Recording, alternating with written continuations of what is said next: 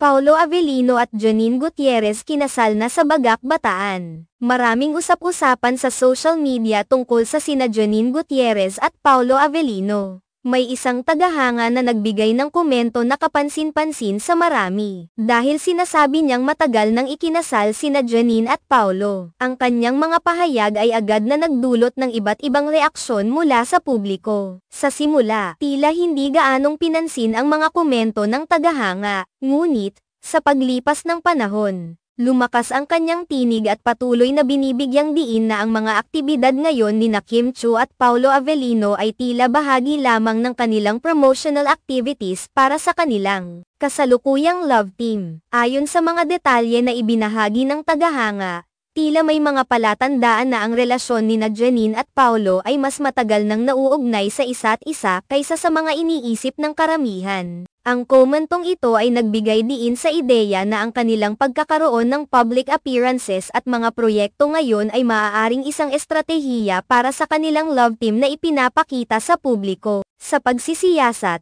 napag-alaman na walang opisyal na pahayag mula kina Janine at Paulo ukol sa pagiging kasal nila. Ang mga spekulasyon ay patuloy na lumalabas sa social media. Ngunit hindi pa rin malinaw kung ano ang tunay na estado ng kanilang relasyon. Ang mga fan at taga-suporta nila ay patuloy na nag-aabang ng anumang opisyal na kumpirmasyon mula sa mga artista.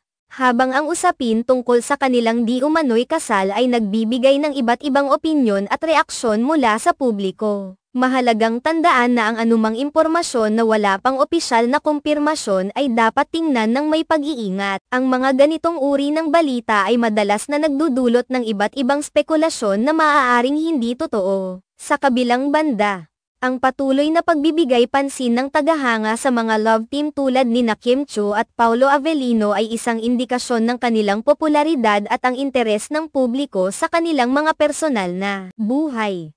Ang ganitong klaseng paksa ay madalas na nagiging sentro ng mga usapan sa social media, lalo na sa mga fan na nais malaman ang bawat detalye tungkol sa kanilang mga idolo. Ang mahalaga sa kabila ng lahat ng usaping ito ay ang pagpapahalaga sa privacy ng bawat isa. Ang mga pahayag ng tagahanga ay maaaring magdulot ng iba't ibang reaksyon. Ngunit ang pangunahing layunin ng bawat isa ay upang respetuhin ang personal na buhay ng mga artista, maliban na lamang kung sila ay nagbibigay ng opisyal na pahayag. Ang mga ganitong isyu ay maaaring maging bahagi ng entertainment industry, ngunit ang tunay na impormasyon ay dapat laging kinukumpirma mula sa mga pinagkakatiwalaang sources. Sa huli, ang bawat isa ay dapat maghintay ng opisyal na pahayag bago gumawa ng anumang mga palagay o paghuhusga tungkol sa estado ng relasyon ng mga kilalang personalidad.